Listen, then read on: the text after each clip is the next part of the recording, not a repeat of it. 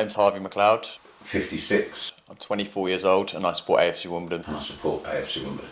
I'm hesitant to call it a rivalry because we don't even acknowledge them being a proper football club. Wimbledon sort of have a sort of punk approach to how they deal with them. They seem to think it's a rivalry with us. They can think what they want. There was obviously an incident a few years ago where the club refused to acknowledge them, if you like, at all. So they didn't put their name on the scoreboard or mention them in the pre-match programmes. We just don't want them coming to our ground and winning. Fans as well refused to refer to them as their actual name, one of them being myself. Because they shouldn't exist. They're the only one of the 92 league clubs who didn't get there on sporting endeavour. They got there by buying a place. They had to rub it in by adding a dons to their name, singing unnecessary chants, and really poking the beehive. But because we compete on such an even playing field now, we are literally in the same division as them. We play them 2-3 times a season. That the hatred has only grown. Their fans, customers, call them what you like, them having to come to Flower Lane where we're from, and them still pretending they're us, and just to beat them and just to let them know who we are and who we've always been. The more physical actual encounters you have with these peeable, I wouldn't even call them football supporters, the more you sort of get that rivalry, that banter, that pre-match sort of rowdiness you get when you go to a football game.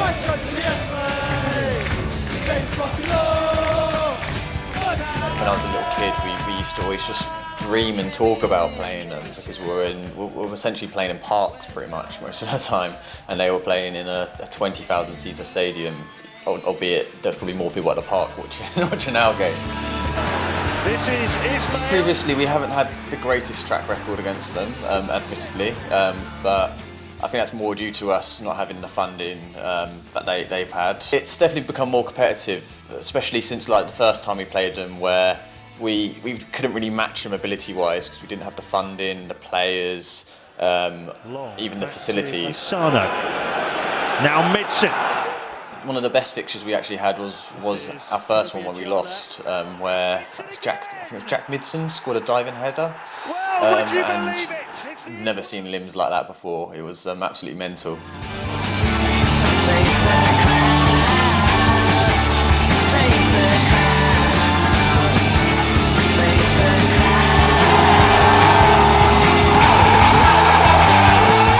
Going into the game, I believe Milton Keynes had a better run of form than us.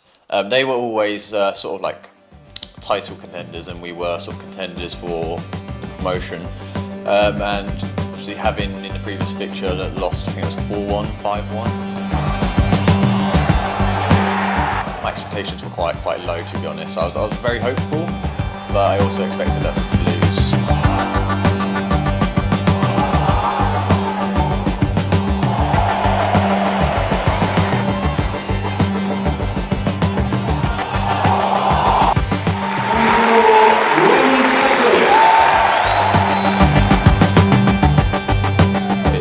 Our chance to show them who we really are, what we stand for, and just give them a little taste of their own medicine.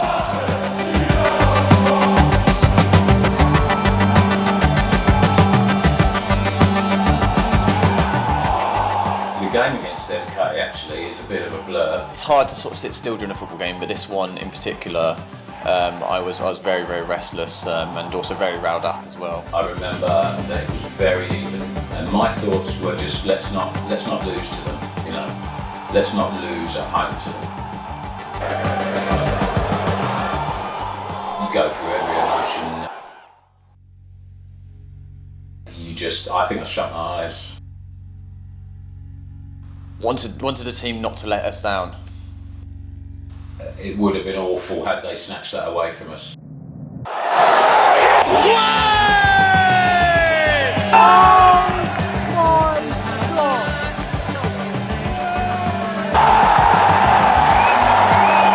As soon as that happened, I knew it was out there.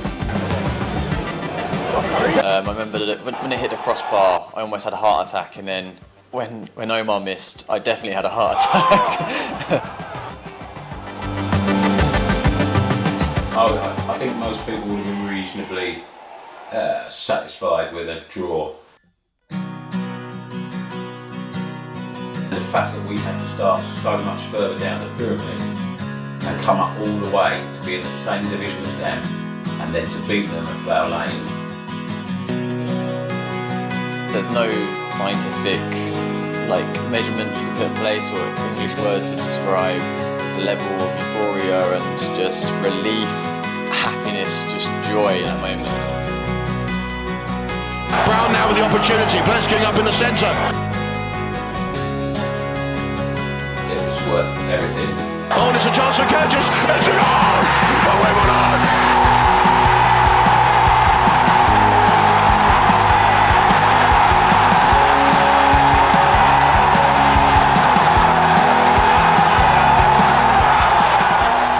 Everyone went mad. I went mad. I was running around down getting the goal with my son. I fell over the barrier of my chair because I just lost all control of myself. Every fan I've met, they always say that we're the real Wimbledon. Fans and community and the location that you're from is everything about football. That should be what a football club is, the heart of the community. My mother, my father are both born in Wimbledon. All their children support Wimbledon. My aunt supports Wimbledon. My grandparents all support Wimbledon. So it's very much a pillar of my family, and I know our family is not the only one. It just feels like Wimbledon's football club. You can't take that away. You can't lift it up and put it in another part of the country. It kind of completes the picture. We had to start again. We did. We had to get back up the leagues. We did. We had to get to the same level as they're playing at. We did. And we had to beat them at home at Plough Lane, and we did.